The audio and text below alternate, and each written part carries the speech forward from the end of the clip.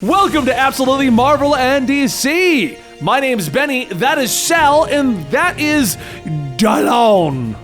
Oh? It's Dallon. Is it? Hello, Dallon. That's me. We are the hosts with the most, and today we're going to talk about Falcon Winter Soldier, Episode 5. Hated it. Thanks for watching. See you next time. Okay. Awful. Just maybe the weakest episode of the series. Probably the MCU's poorest showing so far. Yeah, definitely wasn't like in any way mature, grounded, or thought-provoking in any way. Yeah. It's just It for trash. sure was not the probably my favorite episode of this show. Definitely not. I do have an actual complaint for it, but we'll get to that later. Okay. First, let me recap it. We're picking up where we last left off. They chased down John Walker, beat him up, basically. I can't tell if they broke his arm or sprained his arm. They for sure, he like, Yeah, no, they know, they made it. They turned played in a way. They turned the celery into the microphone. That was definitely a sound. Because he did that, but then he's like throwing punches with it. I'll tell you with right the other now. arm. He has a healing factor now. So yeah. Oh, right. I forgot that's a thing now. Anyway, True. but yeah, no, so it was, they fight against him, they get the shield back finally, and then they kind of have I want to basically word it in a coming to God moment where Falcon's like, you know what? Maybe I shouldn't have given up the shield. Now there's blood on it. It's bloody now. That's bad. And it's cool because both the Falcon and the Winter Soldier have that moment where they were both admitting they were wrong about the shield. Yeah. And they both came up with that on their own and then brought it to the table. It was like, that's really cool. And then we have what appears to be something that would be on the Home and Garden Network.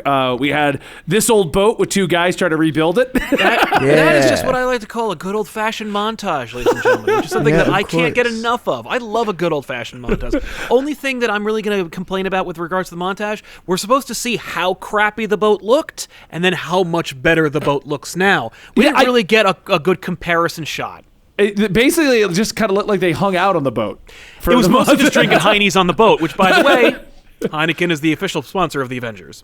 Apparently. I don't think the montage was about the boat. I think the montage was about their relationship. Yeah, they and obviously. I have been watching a lot of renovation shows lately, Dylan, and they did it wrong because none of them are about the boat. But they're supposed to show the progress and then the growth of the people that they're giving the boat to. And the boat we have to hear a sob story. Right. So like, just the boat don't looks get it, better Dylan. like their relationship. I think I get it more than you guys get it. That's usually how it goes. Yeah, apparently we're the worst reviewers in the world. We just don't get it, Sal. We just don't get it. I don't get it. Yeah. We should rename this channel to Absolutely I Don't Get It. Absolutely don't get it. Absolutely clueless. Come and watch four guys who don't get it. Just don't get it. So anyway, we go past the boat scene. For the record, I'm poking fun at all of this, but I actually loved a lot of this episode. Yeah, I guess if they need to hear this, we all loved the episode. It was great. But then we move over to basically a lot of inner thought-provoking moments. And I just want to comment, that shield can apparently not cut off someone's head, but cut off someone's head. Like, it didn't cut off Zemo's, then it literally, like, decapitated a man, and now it doesn't damage trees. I've heard conflicting reports that maybe he didn't actually decapitate him, that maybe he just crushed his chest.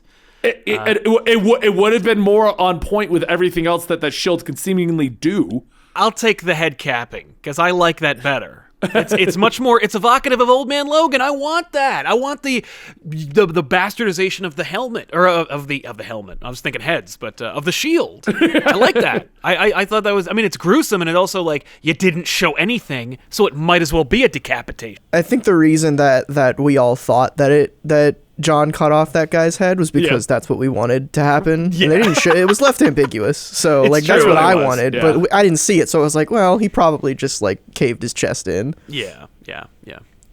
But no, those trees are those are strong Louisiana trees. And then we move over to basically the two of them. I did love the back and forth of like how their friendship is. So we're two guys that were friends with another guy. Yep. And now that guy's gone, and it's just the two of us. What are we gonna do? I liked that. Yep. And then it kind of they're just two guys who don't get it. Yeah, who just don't get it. They don't get it either. They don't get it either. Nobody gets it. No. So what did you guys think of the episode as a whole? Because it leaves us on the cliffhanger of the box, and we're going to do a whole nother episode discussing theories of the box, the cliffhanger. Of course. Dial what could on. be in there? Tell us what do you think? It's Falcon's wife's head. Oh wait, that's the Brad Pitt movie. That's different. That's a 90s movie. Yeah. I really liked this episode. Like I alluded to earlier, this is probably my favorite episode of this show, aside from the first episode. And I think like both of those are, because like the first episode and this episode are mostly about character and dealing with, you know, their actual emotions, Falcon Winter Soldier's emotions. And that's the kind of stuff I'm into. Like nothing really plot-wise like super happens aside from, you know, Sam like deciding that he's going to be Cap now. Right. But we don't need a show for that. I mean, we had that at the literal end of Endgame. He took the shield. He's like, I'll do my best. But I do like what the show did with it, because they straight up said it this time, a black man cannot have that shield, which was the entire like 3-4 year arc of Falcon as Captain America. Right. To the point where he gave it up because he can't be that Captain America. That was the whole point. Yeah. So I do like that we're exploring that in the MCU. Totally. And I don't even feel like it's that heavy-handed. I feel like they've done a really good job of being like trying to set that whole thing up, and part of it is that argument. Part of it is also Sam doesn't know if he can do it. Yeah. You know? Yeah. And I mean, you know, this episode kind of brings together a lot of stuff. Like I think everybody kind of assumed that the point of Isaiah Bradley was that to, you know, cast doubt on Sam being Cap. Yeah. And that is a little ham-fisted the way that they introduced him, but I think it came into fruition in a nice way in this episode. And I don't know, I just like we talked a lot in these reviews about how we don't really care about the Flag Smashers and their motives aren't. Still don't. And their motives are super unclear. And I think, you know, the 2 episodes where they're really not in the show are best. Like the strongest episodes. Yeah. So. Yeah. And I do have a little information on the Flag Smashers. It was in our comments before, and I Googled it to see the situation. But apparently, the Flag Smashers are the result of COVID. That's why they're not important. The original plot was that they were going to release a virus to the world that would wipe out half the population. So that was all cut because of COVID. Okay. Good. That would have sucked, even regardless of COVID. Yeah. I mean, here's the thing. Because I read those comments too, and I'm like, I appreciate that, like, you read all the blogs, but like, I'm watching a show, you know, based on what is in front of my eyes. Oh, so I still agree with that. Judge like what the show is by what it might have been if not for XYZ. You know what I mean? For all we know, that plot line is mostly still in there, and the only difference is she was like, and we have a virus, and like everything else is the same. Like right, like well, it could have been like a ticking clock where it's like, don't release the virus. Is she gonna release the virus? Like, I don't care because it's cut.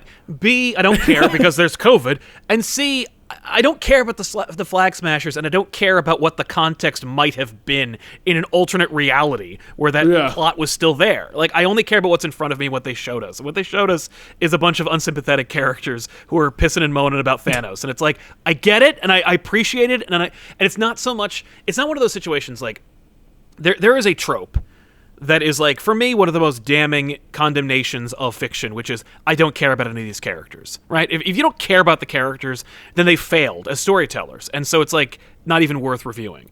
Right. It's not so much that I think that, and I don't think we're in a place where I'm like, Carly Morgenthau's a bad character because I don't care about her. It's more like, I find her unsympathetic, and I don't know the rest of her crew because they're just nameless, faceless people.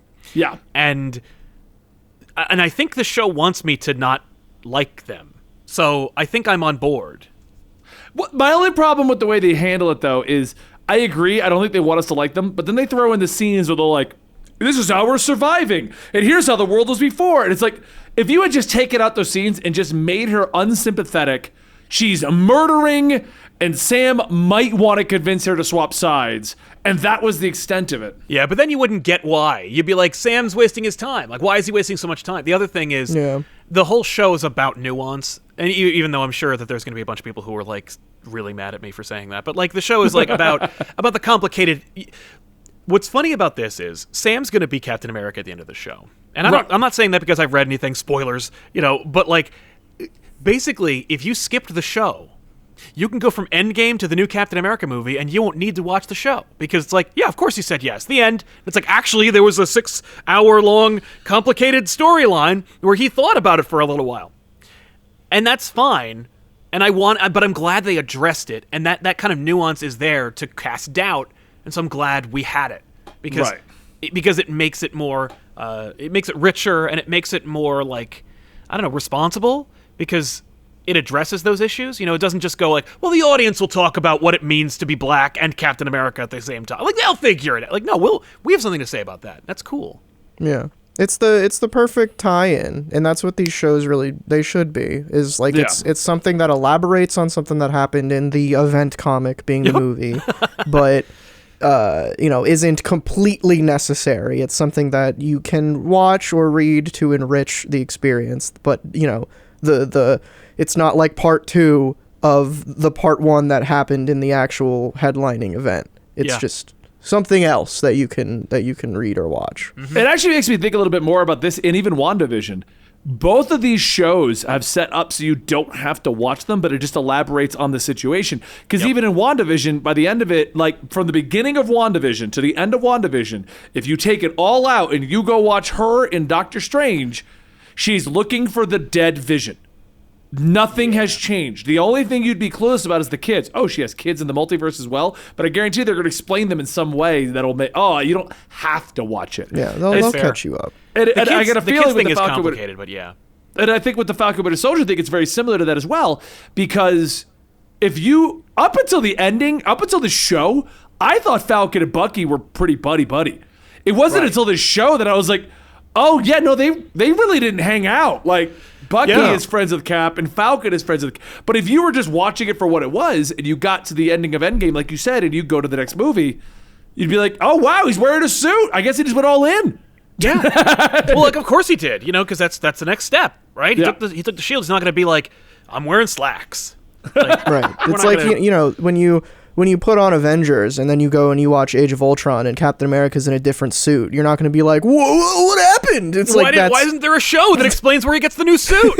Yeah, exactly. Which, if we got that, fine, whatever. Like, I'd watch a small episode of Stark designing everyone's new costumes. I would love that. That scene where Stark is like, oh, I'm just the guy who makes everything and designs everything. And I'm like, you do? Yeah. Really? Let me see that. I want to see that. I want to see him go like, how big is too big? Like, I want to have branding across the board. All the suits have Avengers logos, but like, where do I put them? On the shoulder? On the chest? Like, where does it go? So you want the guy that's invincible that makes the suits? Yeah. Yeah, I love the scenes in the Iron Man movies where he's like in Iron Man 1, we get that scene where he's putting the different colors on the first Iron Man suit. Yeah. Iron Man 2, we get that big scene where he designs the new element. It's like, those are great scenes. I'd love to see that. Yeah. But there was also something I wanted to say about the COVID affecting the plotline or whatever.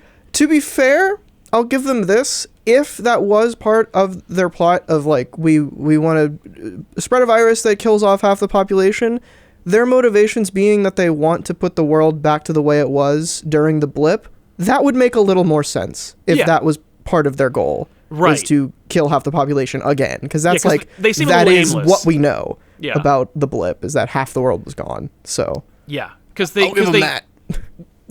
seem a little aimless. They're just kind of doing whatever they're like. We want to fix things, and we're going to do it by not having exercise. Woo! Like, okay, I mean, but at the same time, they're no more sympathetic knowing that they were going to release a virus or no, not at all. It only makes them more of jerks, What do you just because we're enjoying this episode so much, one of us has to complain or this wouldn't be an absolutely Marvel and DC video based upon our commenters. I do have an actual complaint, and that is the only big issue I have with it right now, and I get the plot reason. They got John Walker, they walked away, they don't know where Carly is. Yeah. But all sense of urgency seemingly went out the window this episode. They're like, she's still running around, and like Falcon's like, they pulled us off the job. I'm going to throw the shield around for a few minutes. Like, I think I'm going to work out. Yeah. I'm going to get fit. And I'm like, dude, okay, like, The takes a terrorists couple are of still weeks. out there, right? Like, you're not even trying. You're just waiting for someone to call you with the location. That was a sick flip, but at the same time, it takes weeks to get that fit, and it's like, dude. It was also a full training montage. It wasn't even like he went out in the backyard for a day. No, he's doing push-ups. I'm like, you don't do like one rep of push-ups and all of a sudden you will look like Arnie. Like, no, forget it. He's there for like a month in order to get that jacked. Yeah.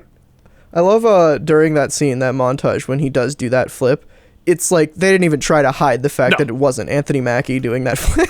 It's just completely a different dude. Yeah. Yeah, I'm okay with. I don't care. Like, it doesn't matter. It when was just Arnold a goes fun, off the side of the ridge on the motorcycle, it's clearly not him. Yeah, no. Who cares? I'm fine.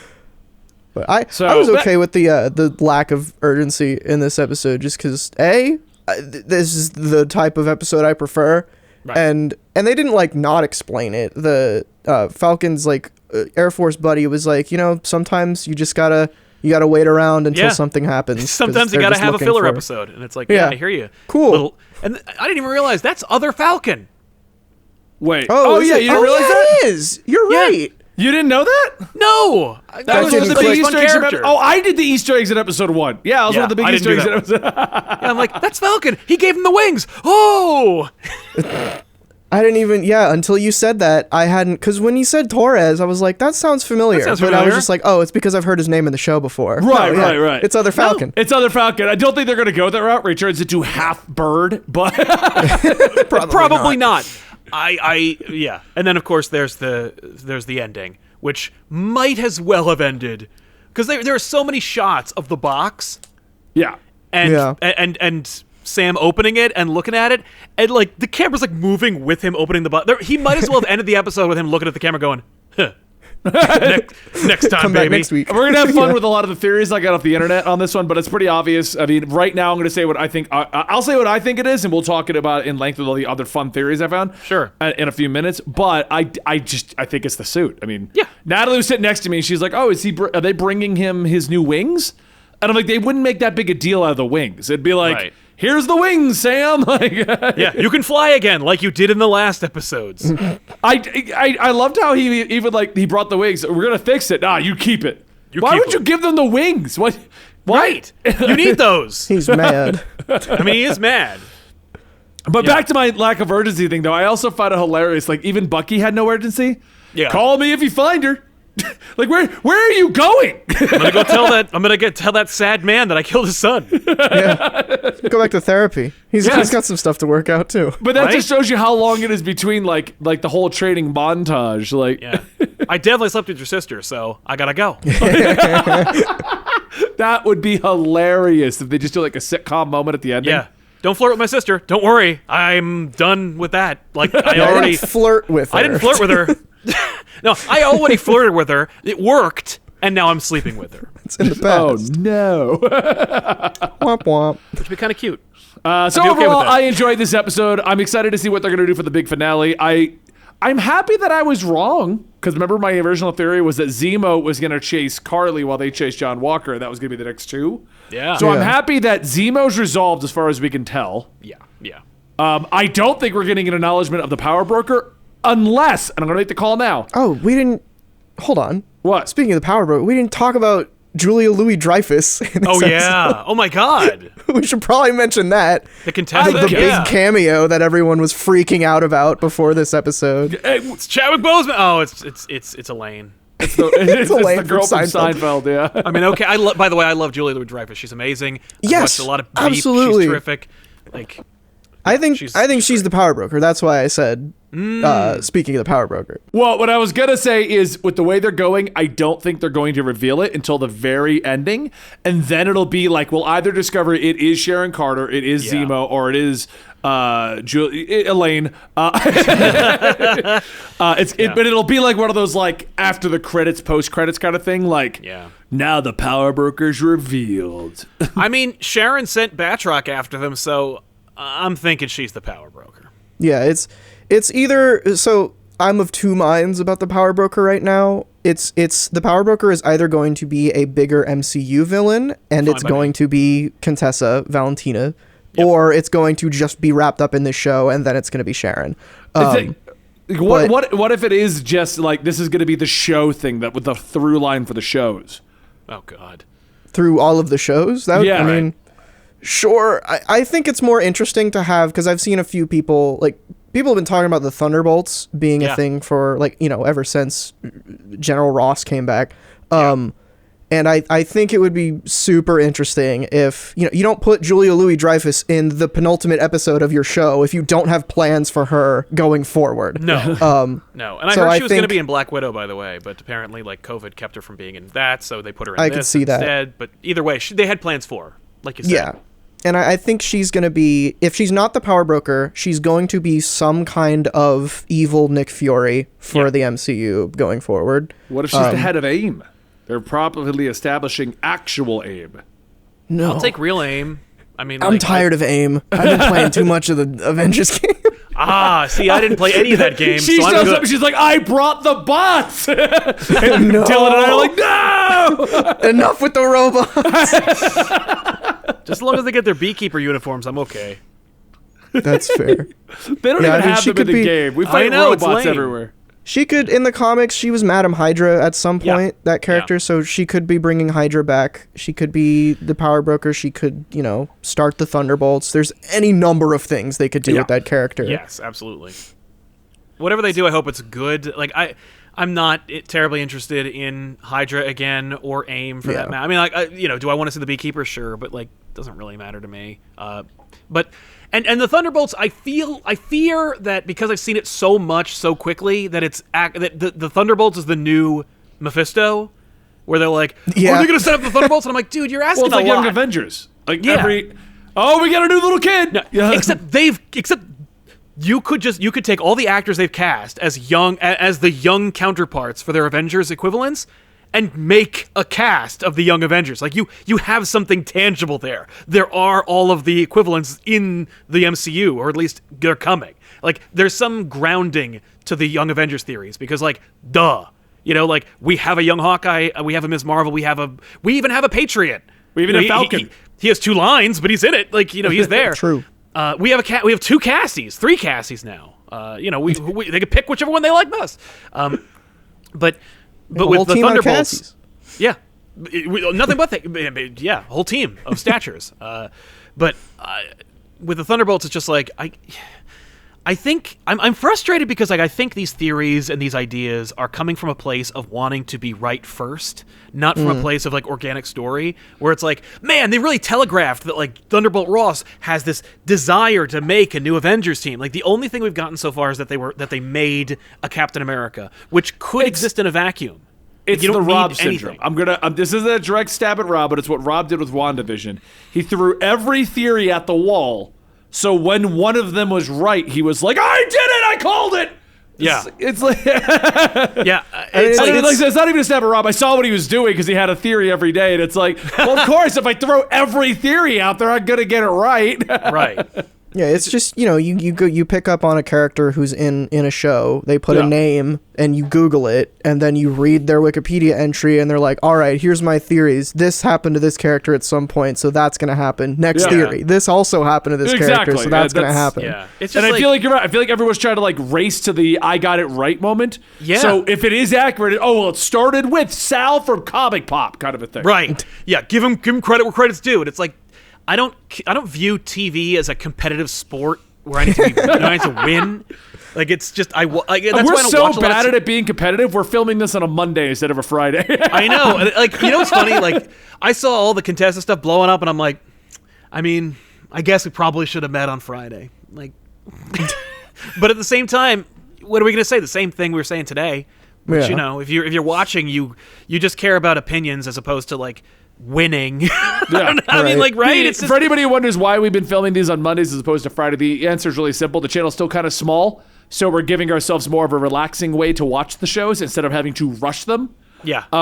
If the channel continues to grow, we already discussed there will be an official schedule. We watch by this time and everything like that. But we're just small enough that we can kind of still enjoy ourselves. Exactly. Just like right now, Dylan doesn't have to watch trailers and Sal doesn't have to watch CW shows. But if this blows up, maybe that'll change. Yeah, exactly. I will say the. Sounds like please don't give us views. I am not watching that CW stuff. I'm sorry. I'll just keep watching Invincible. Fair enough. I think people are just. Sal, what you said about like not like making theories outside of following like what actually would make sense in the story. Right. You're on point with that because that happened with WandaVision. I feel like way more than it's happening with this show. Like the closest we've gotten to that in this show is the connection of Madripoor to Wolverine's going to show up, which is just nonsense. Which she's not. No, but could you imagine that one? Falcon Winter Soldier go to the final fight with Carly and her goons, and they're like, "Man, if only we had one more person to help." And here, snicked. We'll explain this later. Yeah. It just wouldn't make any sense. He's just in it's the fun fight to speculate. for no reason. Yeah. Post-credit scene, it's just Daniel Radcliffe smoking a stogie with weird hair. That's right. Whoa. They cast me during COVID, bub. No. Daniel Radcliffe? That's my pick for Wolverine is Daniel Radcliffe. That would actually not I'd be be okay terrible. with that. Yeah, right? Like a young Wolverine. It had to be. You gotta go young because he's not supposed to age, and they age because they're human. It's true. No, you know what? I'm going to end today's episode with my pick. Okay. I'm going with Jesse Eisenberg. Yes, that's a bold move. Jesse Eisenberg as Wolverine. Only if he's doing a Max Landis impression. Oh, God. Wolverine with rainbow hair. That'd be amazing. Played by Jesse Eisenberg. Yeah. What a mess. You thought he was great. You thought he was great as Lex. Let's see him as Wolverine. Yeah. And on that note, guys, thank you for watching today's episode of Falcon and Winter Soldier discussion and analysis from the Absolutely Marvel and DC channel. My name's Benny. That is Sal, and that is Dylan. Stick around. We'll be talking about the finale next week. And of course, guys, check back at the channel for your CW shows discussed, your trailers discussed, your discussion shows discussed. We're doing a discussion show on what could be in the box. That'll be coming up very soon. Thank you. We'll see you next time.